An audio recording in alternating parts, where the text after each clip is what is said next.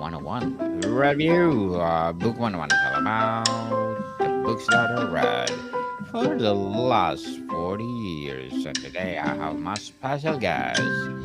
She is a freelance editor, teaching editors and authors to shine the brightest one system and one sentence at a time. No other than Miss Katie Chambers. Thanks for having me. I'm excited. Welcome to Book 101, Miss Katie, and can you please introduce more about yourself? Yes, absolutely. I edit fiction and nonfiction books for indie authors. I actually have a team of editors. I'm now an agency, so I work with a team of editors to take on more work to meet the growing demand of my services. And I teach other editors how to better run the business side. They've got the editing down. Some of them don't really know how to do the business. So I teach them their systems and processes for their business. And I help authors, like I said, nonfiction and fiction books. I love diving into their manuscript and helping it to shape it to something that readers are really going to love. Miss Katie, how do you balance the pursuit of artistic integrity with practical demands of editing for an audience? Artistic integrity meaning, can you clarify that for a bit? Integrity in editing the book itself, how to make the book, well, bestseller or award-winning piece? Okay. So I can't guarantee that your book is going to be a bestseller or award-winning piece. But what I do, what I feel like my role as an editor is to make the book the best it can be in the time and budget allotted. So I take the author where they're at and I help them bring up the level of their writing. I do a lot of hands-on editing. That's my style. It doesn't work for everyone, but that's the clientele that I work with. I do a lot of hands-on editing. So I get in there and I actually will model craft concepts. Like I will go and I might rewrite a few sentences to show them how to go deeper into character interiority, or I might rewrite a few sentences to show them how to have more showing instead of telling. Sorry, I didn't know this was going to be videoed.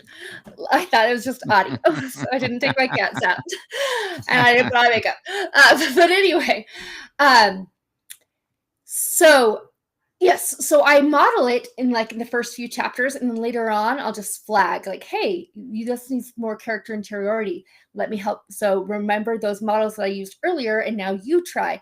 So it helps the authors learn and elevate their own writing and get better as authors. But my role is to serve the readers too. So I'm looking for what do the readers need to make this a more pleasurable experience for them. And like I said, I do the best I can in the time and budget allotted. And I can't take an author from down here to up there in the budget and time allotted usually. So I just increase from where they're at to get their book the best we can make it. And it's a collaboration, so they get to work with me. Collaboration indeed. Miss Katie Chambers, thank you so much for sharing your knowledge to the world. Was there a teacher, editor, or author who fundamentally changed how you view writing? Yes. And interestingly enough, he used to be an English teacher, but he wasn't my English teacher. He was my drama teacher. So I was in plays. I did a lot of acting, singing, and dancing when I was growing up, and he helped me to really learn how to analyze a character in order to play that character well, and how to get subtext. Like what's not on the page about the character that I can bring to life. And that has helped in writing because as a writer, you don't want to spell everything out on the page. You want the reader to have that subtext and have the reader feel like they're kind of connected to the character rather than you just saying this is the character, right? You want to feel that connection to them. And that's through subtext and character interiority, which I had to analyze as an actress. And now I analyze as an editor to help bring that to the page. So that helped with fiction. In terms of nonfiction, um, When I was in college, I was studying to be an English teacher. I wanted to be a teacher since I was, as far as I can remember. That has been my path, my goal, my journey. And it's so strange that I ended up as an editor, but I love it. Um, but when I was studying to be a teacher in college, I thought, you know what? Reflecting on my English experiences, we were given assignments to write, but I don't feel like we were really taught how to write. Like they just graded the essay and then like, here's your score. And I'm like, okay, well, I don't really know how to improve. So when I was in college, I met with a professor one-on-one and I said, how can we really teach students how to write well? And I made that my mission to learn how to teach my students to write, like really write. And I had to teach them how to revise and edit, not just like change a word. Because I feel like in school, when we were taught the revising process, it was just like, do it, but you weren't graded on it. So it's just like we could change one single word and say, hey, I did the editing and now I'm ready. And really what they say is good writing is rewriting. So really where good writing comes is that editing and revision process. But I don't feel like any of my English teachers taught me how to really revise. They just said, hey, it's part of the process to revise. So now that you've written your first draft, go ahead and revise. And like, but there was no teaching. So when I became a teacher, I taught my students all the steps and we went like deep into how they could revise and edit their at the sentence level, at the big picture level, and then I graded them on their ability to edit. So that professor and I working together, he really helped shape like my journey in teaching people how to write when I was a teacher. Miss Katie, let's talk about the writing craft dives. Okay. How do you cultivate a unique narrative voice, and what role does vulnerability play in the process? Vulnerability is very important in any creative process. If an author isn't willing to be vulnerable, they're not going to learn and grow as much because it's in, like I said, it's in that revising that they find their voice. It's in that rewriting and studying craft and going back over their draft several times. And that takes a lot of vulnerability to be like, okay, I love that part so much, but it's not serving the reader, so I have to cut it. Or I really feel like, my writing just isn't going deep enough into the character, and I need to help them feel that more. And that takes strength and honesty and vulnerability to just pour that out there and say, yes, I want to get better, and I'm going to take the revising seriously. So to cultivate that unique narrative voice, and I hesitate on the word unique because unique doesn't necessarily mean nobody else has a similar sound. Like, it's people are going to write, you can compare authors to other authors and say, oh, they have a similar tone, or so unique doesn't necessarily mean like nobody else, but you're the only person that will write your story the way you will.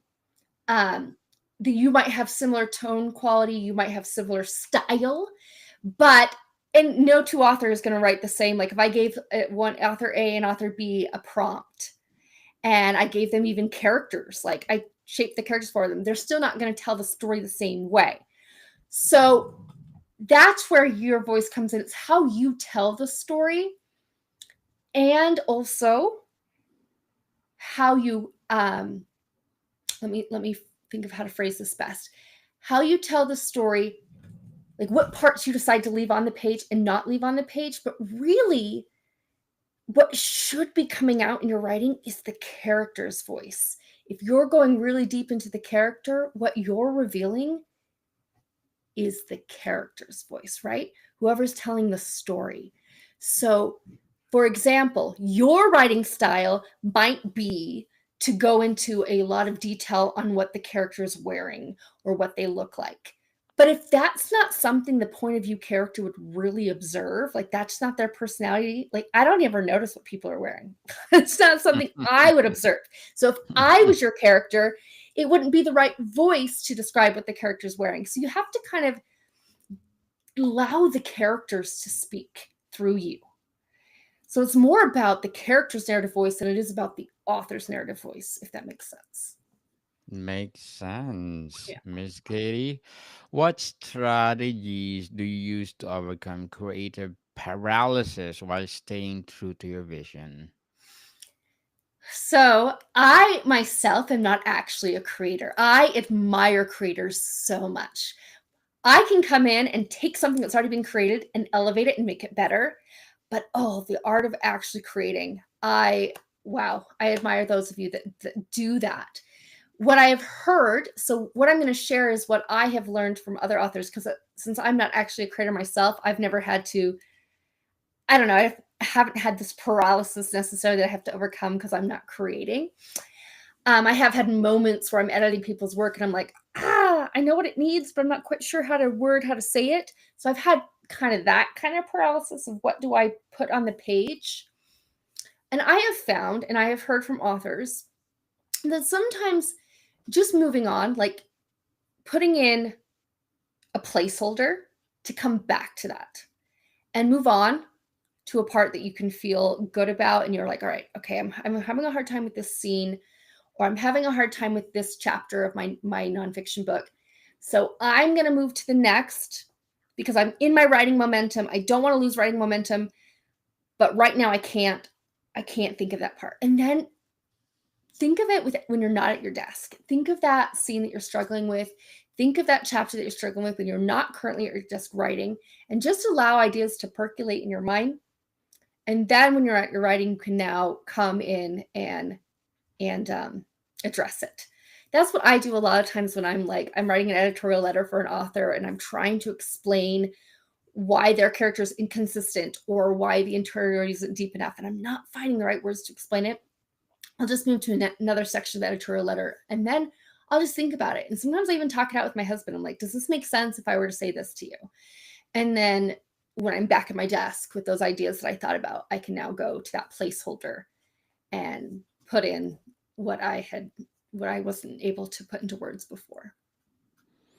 What's the biggest misconceptions writers have about editors when starting a Oh, collaboration? perfect. I love this question.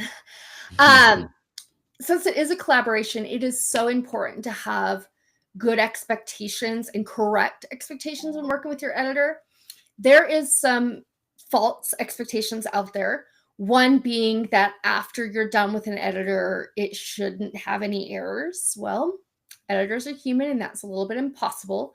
If you go with traditional publishing, they have no less than 4 or 5 editors at least that look over that. They have that big picture editor, they have 2 levels of copy editors, 2 levels of proofreaders. Often in indie publishing, you only have 1 or 2 editors. So you have less than traditional, and even traditional publishing books, once they're published, you'll find errors, and they had 5 eyes on that thing. So just expect that they're not going to catch absolutely everything. Obviously, that's their goal, but it's just we're humans, right? We're not going to be perfect machines. So have that clear expectation. Another really good expectation to have when working with your editor is that they will communicate in a way. This is why I often suggest you get sample edits from various authors, or excuse me, various editors, and you read their emails and you see their communication style. Because if you're going to collaborate, it's important that you understand each other. It doesn't really work out very well if the feedback I'm giving in the way I'm structuring the feedback doesn't work for them. And that's why I structure my feedback in the sample, and I kind of show them this is how I work. So you want to expect to understand each other. But of course, you can ask clarifying questions, and you should have that expectation that they will be ready to answer your clarifying questions and help you. You have to know what level of hand-holding that editor does. Some editors, that's not their style. And so it'll be like, I've done the editing. Now it's up to you to do the revising. I'm more of a hand holding. I'll work with you. I'll collaborate with you. You can ask me those clarifying questions. So you need to kind of know that ahead of time. Before you sign on with an editor, know what is their communication style? What is their scope of work? What am I getting with this service? Can I ask those clarifying questions? Do I come back to them after the revision? Like, no, this should be laid out on their website. This should be laid out in the contract, but not every editor does that. So ask those questions. Make sure you know exactly what to expect from the experience. And that is the kind of experience you want before you sign on with that editor, so that you have a good working relationship. I actually have a blog. If you go to on the resources for writers page, I have several blogs on working with an editor, and I have one that's called 10 realistic expectations for working with an editor.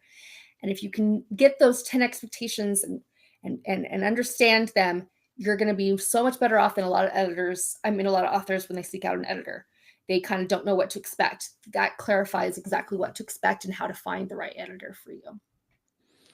Very well said, Miss Katie. Beautifully articulated. So, as an editor and as a coach as well, what are your short-term and long-term goals? For myself, I actually, like I said, I teach other editors how to better run their business. So one of my goals is, I have some courses and I have some webinars on that, on running your business. One of my goals is to maybe start into one-on-one mentoring with them. And then with authors, my goal, and I'm getting there, is to not have to market so much, because you get all editors eventually get to the point where, well, I shouldn't say all editors, but the goal is to get to the point where you don't have to constantly market. People are finding you. You've been, you've written enough blogs, you've been on some podcasts, you've been out there in the world, that people now are coming to you, so that you don't have to do so much marketing. That is certainly one of my goals, because marketing is not my favorite part of editing, of running a business. I certainly do have clients that are coming to me, but I still have to do that marketing piece. And I think as a teacher at my core, and what I thought I was always going to be, and then I had to change gears when I found out my style of teaching didn't work with also being a parent, because I had no energy left over for my own kids after that. But as teaching at my core, my biggest goal as an editor is to teach and help authors. So that's why I have that Resources for Writers Center. I'm constantly writing blogs. I go to a lot of writing conferences and I teach them craft. I present to them like certain topics of craft, like free and direct speech or character interiority or action beats. Like I pick a specific craft topic and I just deep dive into it. So I'd like to have more webinars available for authors on my site. Right now I just have 2. I would like to go to more conferences, because I just really, that teaching component really matters a lot to me. And that's why I'll keep my resource center going. I don't necessarily get paid a whole lot for speaking at these conferences. It's like, $100 or so, but then you have to pay for your flight to get there. And it's my passion. It's what I love doing. It's the teaching component that I love. So the editing is where I make my money, and the teaching part is where I can tap into my core. So my goal is to keep doing that and keep making that sustainable, where I can keep going to those conferences and not worry about like, okay, I'm not making enough money to go to these, but I'm able to keep my passion of teaching alive, and I'm going to continue writing my blogs and to help other authors and editors. Good luck to your goals, Miss Katie, and looking forward for your success. And what is your piece of advice for those people out there who want to be an editor like you, to be a coach, and to be a writer or an author? So for those wanting to be an editor, my top advice would be get training first. You don't know what you don't know, right? I was an English teacher and I was like, oh, I know English. I taught people how to write. I can be an editor. And luckily I had some natural skill sets that aligned with editing, but I still didn't know what I didn't know, right? And when I got training, I was like, oh, I didn't know I was supposed to be doing this, and I didn't know about this part. So absolutely seek out editorial training before you put up your shingle. There's way too many editors out there who aren't really trained to be editors. They just like to read and they think they are good at grammar and they can catch mistakes. And that's not all that editing entails. There's so much more to it. So if you want to be an editor, train first, and then you can hang up your shingle. If you want to be an author, depending on whether your goals are to write fiction or nonfiction, if your goal is for fiction, if you want to be a fiction author, start with reading books in the genre you would like to write in and read them as with a critical lens. Read like, okay, why was I immersed in that scene? Think, why did I enjoy that scene? What did the author do? Or why was I bored at this part? What did the author do? So read books in your genre and also read craft books or craft blogs, because that's the thing about fiction writing. A lot of people are like, oh, I have a story. And they do. They have this amazing story. And they have a great beginning, middle, and end, but they don't know the craft elements to write it well. So it reads kind of like a report, or we're not immersed into the story. And they don't realize all that goes into fiction writing. So find out some of the best craft books out there. You don't have to know everything. Don't feel like, oh my gosh, there's a lot to know, so I shouldn't even get started. No. Absolutely don't do that. But read maybe a few craft books to get a little basis before you start drafting. And then you can get some feedback to know, like, okay, I did really well at this. I'm not so good at interiority, or I'm not so good at plot arcs. So now I'm going to read a craft book on that once I've gotten some feedback.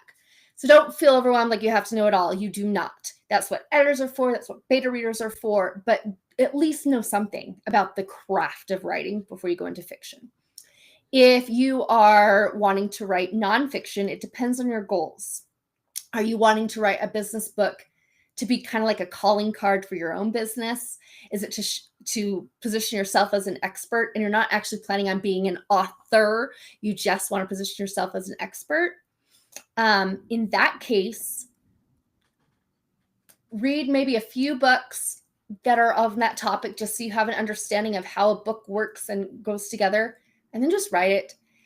Do your best at revising. You read a lot of blogs that can tell you on how to better write if you want to get the most bang for your buck. But really, if your goal isn't to be a writer, your goal is to just get a book out there, you can just move on to that editing stage and get your book out there, knowing that you worked with a professional who helped to polish it. But if your goal as a nonfiction author is to write multiple books and you want to become better so that you get more bang for your buck with your editor, because you're not paying them to fix everything, because you've got some understanding, there are a lot of blogs out there on the art of self-editing, self-revising, and you can just research, like, how do I self-edit? How do I revise this once I've written it? So that you can do some of that yourself before it goes to an editor. But again, if that's not your goal, if your goal isn't, I don't really want to get better at writing, then, just pay for that editor to take your book to the level of that it needs to be published. Very well said, Miss Katie. Very well said. But before we wrap up our discussion for today, I'm inviting you to please do listen to my other podcast, people. My other podcast, because my abstract essay is already in 5th season, abstract poetry in 2nd season, book 101 review in 5th season, comedy 101 in 2nd season, food 101 in its 5th season too, geography 101 and love letters in 3rd season, and my baby podcast, Mental Health 101, Movie 101 review and Music 101 in its 4th season, Science 101 and 2nd season, Sex 101 in its 1st season. So please listen to them wherever you listen your podcast. Miss Katie, if or how has working with editors depend your relationship with your own creativity? Say that question again? I'm sorry. How has working with editors depend your relationship with your own creativity? So I actually have had the privilege of being edited. Like I said, I'm not much of a creator in terms of I haven't written a book, but I have written courses and I have had editors edit. I pay them to edit my course. And it has helped encouraged me. I also read a lot of other editors' blogs, and I follow them on social media, and I look at their tips, and it has helped me to grow as a writer as I've been learning from them. Your journey is never done as a creator. There's always more to learn and always more to grow from. So I think it's just great to follow as many authors and editors as you can to learn from them. I actually have my newsletter. If you sign up for my newsletter, which you can do on the resources for writers page, or the bottom of any page on my website has a link to it. But in my newsletters, I share my own tips and my own blogs, but I also curate resources from other editors and other authors. I love sharing what other editors and authors have to offer because I don't know it all. I learn from them too. So my newsletter has learn from me and also has curated resources from other people to learn from, because we're all in this together, learning and growing in this industry. And so it really does help a lot with your own creativity if you learn and follow other creators. Yes, indeed. Learning and grow like Miss Katie doing in her business. So, Miss Katie Chambers, thank you so much for sharing your knowledge to the world. So, can you please invite our listeners to support your business itself? Sure. Yeah. So the best way is to sign up for my newsletter. I had the link. So like I said, if you go to the resources for writers page, you'll see where you can sign up for my newsletter. And you can also find it at the bottom of any page on my website. Newsletters where you get to learn a lot from me, and it's free. You can explore my resource center of all my other blogs I have and all my other webinars and resources I have. And then feel free to shoot me questions. I love just answering questions. Like I said, I'm a teacher at heart. So if you just have a question about one of my blogs, you didn't understand something, I'm happy to help and answer. Yes, people, let's support Miss Katie Chambers, because if we support her, more and more and more editing to come, more and more and more coaching to come. So, Miss Katie, thank you so much for your time. You're welcome. Thank you for having me. Modicon people, see you soon.